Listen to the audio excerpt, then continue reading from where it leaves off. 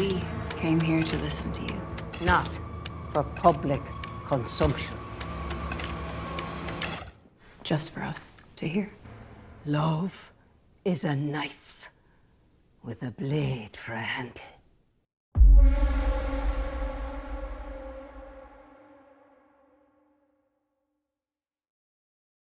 At the beginning of the movie, a cop is investigating a singer. He recounts an incident where a girl named Anna was recording the singer's performance one evening. A man approaches Anna and demands that she delete the recording or he will do it himself.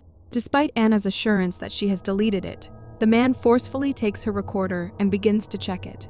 This sparks a confrontation between the singer and the man, leading to the man being chased out by the crowd. It is then revealed that the man is Anna's boyfriend Alex, and they are social historians who orchestrated the confrontation in the bar to extract information from the singer. As they meet an old man, Anna explains that they are searching for songs they haven't heard before. The old man's daughter insists that her father doesn't sing these songs just for entertainment. Alex offers them some cash, and in response, the old man suggests that if they're seeking unique old songs, they should visit a woman named Con Cannon at Cross, who possesses the strangest songs that nobody else has heard of. The next day, they bring their latest discovery to a musicologist named Agnes, and Alex tells her that they think they know where they might find a singer who has an uncollected song, a primary source. He mentions a woman named Col Cannon from a place called Cross. Agnes explains that Cross isn't an actual place, but a colloquial name for the town of Crossmaglen, and that Col Cannon is not a name, but a dish made of potatoes, onions, and butter. She suggests that the woman they are referring to is likely Maggie Concannon from Crossmaglen, but notes that she passed away at least 5 years ago. That night, Anna suddenly wakes up and suggests that the woman they are looking for might be Maggie's daughter, proposing that they could talk to her. They immediately set out in search of Maggie's daughter. Under the pretext of asking for cigarettes, Anna approaches a man. Suspicious, he questions whether she is a cop or a journalist and asks what she is doing there, to which Anna replies that she is looking for someone named Con Cannon. The man informs her that she must be looking for Rita, but mentions that Rita doesn't sing much these days. Anna asks him if he knows where Rita lives and if he could take her there. The man agrees, and Anna tells him that her brother will take them there. They finally reach Rita's house, and, finding the door open, they enter. To their shock, they find Agnes already there, and Rita, puzzled, asks Agnes who they are. Agnes explains that they are her research assistants and introduces Alex and Anna to Rita. She then informs the couple that Rita prefers to conduct her meetings from inside the wardrobe. Rita laughs and asks why she should come out there, expressing her concern that they might only mock her. Then, she asks why they are here, stating that she is only an old woman, half gone in the head, and her own son calls her an idiot. She then asks Anna if she is Irish, and when Anna confirms, Rita comes out of the wardrobe and asks them if they are lovers. Anna skillfully redirects the conversation by asking about the puppets, to which Rita explains that her son makes them. Rita then invites them to sit down, and she tells Agnes that she doesn't have any songs for her, but she does have for Anna, on the condition that the song is not for public consumption. Rita agrees to share it, but asks Alex to leave the room. As he does, Rita informs Anna that she knows the song she wants. She explains that her mother learned it from her own mother, tracing back to ancient times. It's not even in Irish, but in a language that predates it. Rita narrates a tale of an ancient king who loved a poor woman, but was betrayed by her. The punishment he inflicted upon her, her lover, and their child was horrendous. The love curdled inside them and became a curse, what they might call an evil spirit on the world. Her mother told her that it comes from a time before writing down, when memory was the way they had to hold things, and that the song should never be written down or anything like that, but to be remembered and sung by their women. No matter that they don't understand it, they just have to keep the line from breaking. She then asks Anna if she knows what Fawagiesa means, to which she says she does. Rita then says that the song has no name, but if it did have a name, it would be "Love is a knife with a blade for a handle." Rita then begins singing the song, and after a while, Anna emerges from the room in tears, seeking comfort from Alex. Meanwhile, Agnes also leaves the place, and we see Rita distressed in her house. Alex asks Anna if she remembers the song, to which she responds that it's in a language she doesn't speak, and she only sang it once. She tries to recall it, and Alex suggests recording it while it's fresh in her mind. After a while, they encounter Agnes, and to their shock, it is revealed that she has recorded Rita. Anna states that she promised Rita. However, Agnes says she did not. Meanwhile, a mysterious figure appears in Rita's house and kills her by forcing a bottle into her mouth. Later, Rita's son Breezeblock returns home, and while he is searching for her mother, a mysterious figure is seen approaching him, and soon after, Breezeblock discovers his mother's brutally murdered body. Breezeblock finds out who came to his house in his absence and discovers that a local named Ron was seen outside his house with a couple.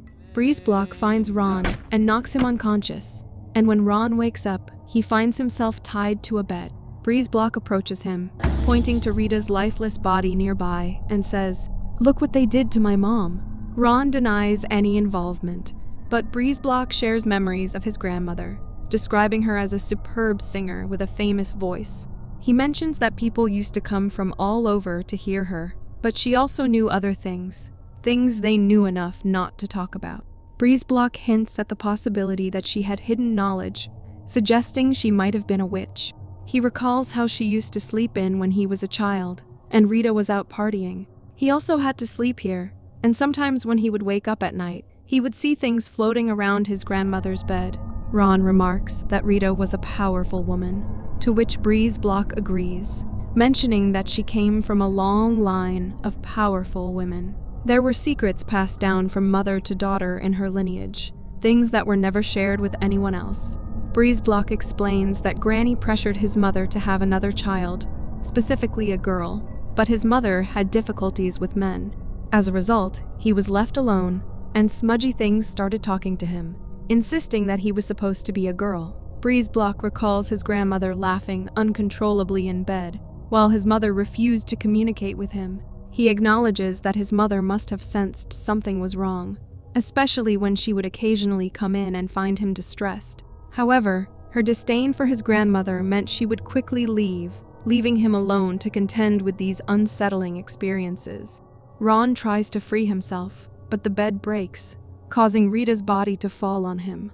Furious, Breezeblock hits his leg with a metal bar, insisting that he's just trying to tell him something. He explains that he wanted the voices to stop talking to him, so he took drastic action. Breezeblock removes his pants to reveal that he has cut off his own penis. He then demands to know who they were. Ron tells him that they were a girl with brown hair from Dublin who was looking for old songs, accompanied by a foreign man driving a Dublin-registered Yaris.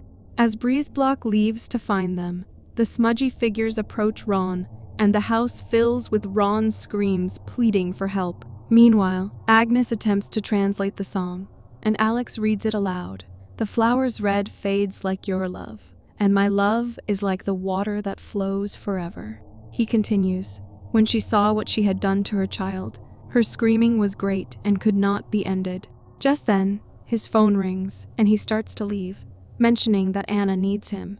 However, Agnes plays the song recording, causing Alex to feel compelled to listen to it further. He sits back, and Agnes remarks that she has played it hundreds of times, asking if he's not bored.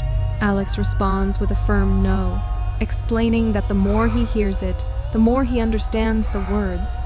He describes how the song seems to penetrate deeper within him, increasing his desire to hear it. Agnes becomes seduced and begins to rub herself, but suddenly Alex opens his eyes. He approaches her, reaching out to touch her, and then we see them making out. Breezeblock kidnaps Anna and demands to know what happened to his mother, to which Anna asks, how would she know? Breezeblock reveals that he discovered his mother's lifeless body and insists that Anna provide an explanation. Shocked by this revelation, Anna mentions Agnes but confesses that she doesn't know where she lives. Furthermore, she explains that she hasn't seen Alex for weeks and is unaware of his current location. Meanwhile, Agnes visits a doctor who asks her if she is certain she is not pregnant, to which she responds that she cannot be pregnant as she has had a hysterectomy. She then asks if it could be cancer, to which the doctor responds that while he cannot rule anything out, he feels it is very unlikely. Now, even after a few days when Breezeblock doesn't find Agnes and Alex, Anna mentions that she informed him about Agnes's tendency to keep moving.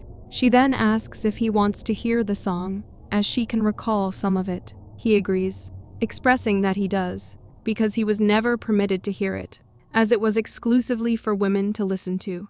Anna begins singing the song, and as she does, we are shown some scenes. When she stops, Breezeblock asks her what language it is, to which she responds that she doesn't know. He then asks if she can write down the words she sang, to which she replies that if it will assist him in finding her, she will do so. Meanwhile, we see that Alex has undergone a complete transformation, peculiarly devouring a whole chicken. Upon finishing it, he asks what she has to offer him for dessert. The following day, Breezeblock retrieves an old Irish book from the library, and Anna starts transcribing and translating the song. Once she completes it, Breezeblock reads it aloud, revealing that the king imprisoned his unfaithful lover for so long without food that she resorted to eating her own baby to survive. Later, Breezeblock and Anna discover Agnes, and Breezeblock is shocked to see that she is pregnant. Angered, Anna attacks her, but Breezeblock intervenes, restraining her. When Agnes learns that Rita is dead, she is shocked and insists that Rita was alive when she last saw her. Anna asks her where is Alex, to which she points towards a side, but warns her that he is not well. Anna immediately rushes to check on him, but she is horrified to see his condition. He asks her, how did she find them? And when Breezeblock comes there, Anna asks him to get out from there. Breezeblock returns to Agnes and asks her what is happening. She explains that she is not pregnant because she doesn't have a womb, but Alex is shrinking while she is growing larger, and it doesn't take a doctor to figure out what's happening. Breezeblock asks if she wrote down the words of the song, to which she confirms they did. It tells the story of the king and the woman he loved, and how she betrayed him, and how he punished her for it. Breezeblock asks if she thinks it really happened, to which she replies, who knows? But she believes there's a reason why his mother, her mother, and all the women before them kept it to themselves. She feels there's a secret within it, and she thinks they've now uncovered that secret, leading them to their current situation. Meanwhile, Anna tells Alex that she is going to call an ambulance to save him. He begins laughing and insists that she won't, saying that he's fine. He cryptically adds that soon he will be dead, but then he will return and will have never left. Breezeblock asks Agnes if she has ever seen any shadowy or smudgy things in this place, to which she responds that out of the corner of her eye, sometimes she sees things moving. She suggests that the song could be a spell to contain a demon or a god. Could the curse be something related to love? To love until you are consumed by your lover, or you consume them? What people call love isn't this force. It's been around since maybe before humans. It's an uncontrollable hunger beyond their understanding, like in the song, a love that would make you devour your own child. Breezeblock asks, but what happened to his mom? To which she responds, she thinks she broke her promise to whatever lives in the song. Meanwhile, Alex insists he's fine, and that it will be over soon, and then they will be together. Anna assumes he means her and him, but Alex laughs and corrects her, saying it's Agnes and him, and perhaps Anna too. Breezeblock hears Anna crying and rushes to her, and she tells him that Agnes and Alex are in it together, and they need to kill them. Breezeblock hesitates, saying it's not a good idea, but she pleads with him to kill Alex, and then they can be together. Breezeblock leads her out, suggesting they should leave. However, when he goes to check on Agnes, Anna grabs a tool from his toolbox and rushes back to kill Alex. Breezeblock is shocked to see this and tells Anna they need to leave, and that he will keep her safe. However, she attacks him as well, causing him to collapse, and the shadowy figures move towards him. We then see Agnes screaming in pain, with Anna sitting beside her, singing the cursed song. After a while, some changes begin to occur in Agnes' body, and she transforms into a strange creature. The next day, as the creature rises, Anna discovers that it's Alexanes, Alex, and Agnes combined. who ask her if she still loves them. Anna responds with a yes. Alexanias then asks if she knows what has to happen now, to which Anna replies that she thinks so. Alexanias informs her that she is going to become a part of them, and then, saying they are so hungry, it begin eating Anna alive. Later, as Alexanias leaves the place, the movie ends here. Thanks for facing the frights with us. If you survived this video, drop a like, summon that subscribe button, and brace yourself for more horror. Until next time, stay spooked.